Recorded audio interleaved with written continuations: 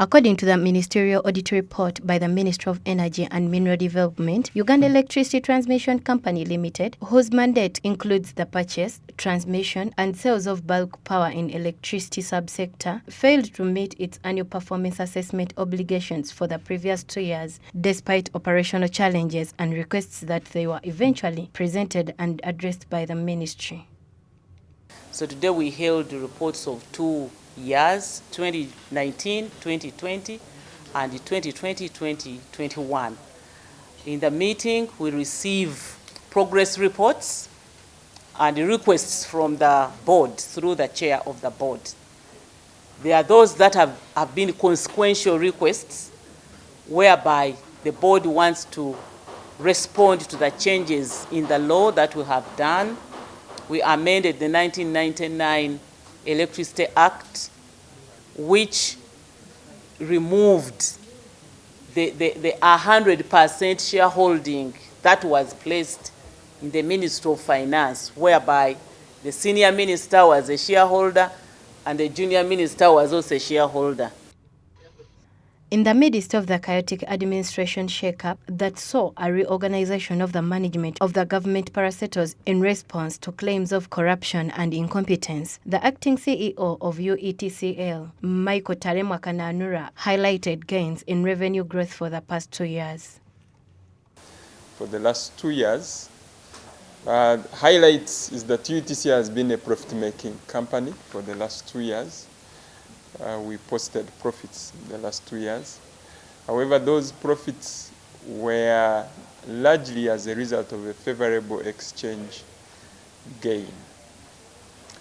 And number two, there were areas that Auditor General pointed out, areas of improvement to do with the vandalism that the company is facing, to do with dimmed energy, the cost we are spending on dimmed energy being high, to do with the challenges with the delayed implementation of projects.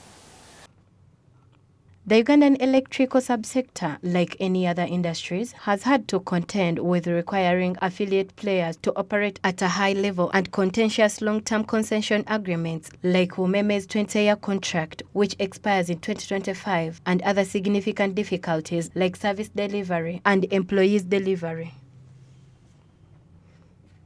Whether the concession ends or not, we need people to do the work that UMEMA has been doing.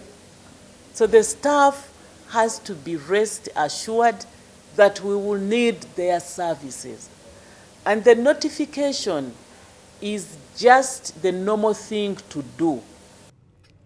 The performance of the parastatal will primarily depend on how the new agreement structures and issues associated with infrastructure development are addressed as the nation and the East African region see an increase in energy consumption as a result of industrial revolution.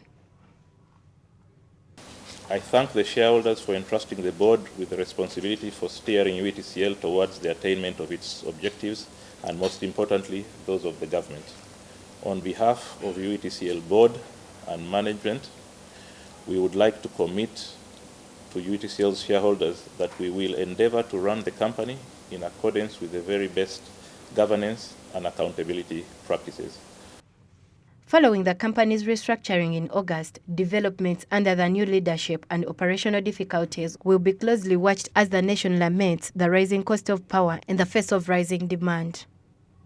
Desire Nambiru, RONAH NAHABWE, Smart 24 TV, Business Today.